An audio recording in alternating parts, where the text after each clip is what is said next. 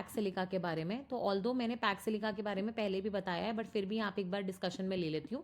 बाकी एक बार मुझे आप कमेंट सेक्शन में दो चीज़ों के बारे में बताएंगे, एक तो मिनरल सिक्योरिटी पार्टनरशिप और एक है basically Indo Pacific economic framework. ठीक है, दोनों ही बहुत इंपॉर्टेंट है। इंडो पैसिफिक इकोनॉमिक फ्रेमवर्क पे से तो आई थिंक क्वेश्चन भी आ चुका है मेंस में। तो एक तो आपका मिनरल सिक्योरिटी पार्टनरशिप एमएसपी और एक आईपीईएफ के बारे में आप मुझे कमेंट सेक्शन में बताएंगे। अब ये पैक सिलिका समिट क्या है, यूएस ने लास्ट ईयर बेसिकली एक बोला कि हम ग्रुपिंग बनाएंगे कुछ कंट्रीज का जो एआई की सप्लाई चेन में, सेमीकंडक्टर्स की, रिन्यूएबल की या क्रिटिकल मिनरल्स की जो सप्लाई चेन होती है उसमें बहुत इंपॉर्टेंट रोल प्ले करती है।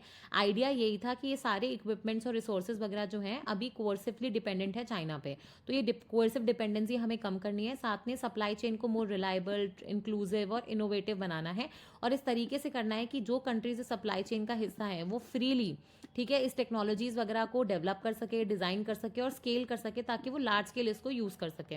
ओके, अब इस ग्रुपिंग में जो भी कंट्रीज थी ना वो ऐसी थी जो इस इकोसिस्टम में कोई ना कोई इंपॉर्टेंट रोल प्ले करती थी। फॉर एग्जाम्पल यूएस तो आपको पता है बिग टेक फर्म्स का हब है। उसके बाद नेदरलैंड्स जहाँ पे पूरी चिप मेकिंग वाला काम चलता है जिसको और कोई रिप्लेस नहीं कर सकता।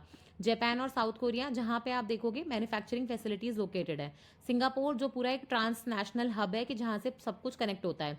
ठीक है, फिर आता है यूके, यूएई, ठीक है, इजराइल। ये कंट्रीज अभी बहुत इंपॉर्टेंट हो गई हैं क्योंकि इकोसिस्टम में रोल प्ले कर रही हैं मैन्युफैक्चरिंग का, प्लस आप देखोगे एक्सपोर्ट्स वगैरह का, इनोवेशन वगैरह का इकोसिस्टम यहाँ पे काफी स्ट्रांग हो गया है। अब इस समिट में क्या हुआ था, ये जो उन्होंने पैक सिलिका ग्रुपिंग बनाई थी तो उन्होंने साफ साफ बोला था कि जो कंट्रीज इकोसिस्टम में कुछ ऐसा रोल प्ले कर रही है कि उनको रिप्लेस करना मुश्किल है।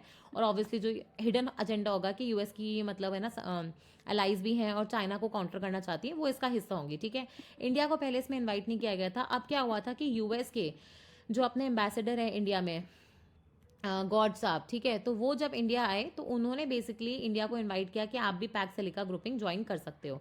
तो ये पूरा मामला है जो मैंने आपको समझाया कि इंडिया को अब सबसे इंपॉर्टेंट बात क्या है कि ये ऑब्वियसली चाइना के जो डोमिनेंस है उसको खत्म करने के लिए इनडायरेक्टली, ठीक है, और जो इनोवेशन मैंने बता दिया ना इसको सिक्योर करना है, प्रॉस्परस करना है इस पूरी सप्लाई चेन को, है ना। अब सबसे इंपॉर्टेंट बात क्या है कि इंडिया को इसको ज्वाइन करने से क्या फायदा मिलेगा। देखो जब भी ऐसी कोई ग्रुपिंग आती है, इसलिए मैं आपसे बोल रही हूँ कि मिनरल सिक्योरिटी पार्टनरशिप और आईपीईएफ के बारे में मुझे कमेंट सेक्शन में जरूर बताना। तो ये जो इंडिया अगर जब भी इनको ज्वाइन करेगा, एक तो आप देखोगे रूल मेकिंग वाली पोजीशन पे आ जाएगा कि हम बाहर बैठ के फेंस पे सिर्फ ऑब्जर्व नहीं करेंगे, हम भी इनका सप्लाई चेन का हिस्सा होंगे। इंडिया आपको पता है कि एथिकल एआई की तरफ जाना चाहता है, अपनी खुद की चाइना पे डिपेंडेंसी कम करना चाहता है, मैन्युफैक्चरिंग बढ़ाना चाहता है इस सेक्टर में, ठीक है, सेल्फ डिपेंडेंट होना चाहता है, आत्मनिर्भर होना चाहता है। तो उसके लिए आप देखोगे ऐसी कंट्रीज के साथ ऐसी ग्रुपिंग में शामिल होना बहुत अच्छा है क्योंकि हमें वहां से technology, finance, development, designing, innovation सबका हिस्सा बनने का मौका मिलेगा।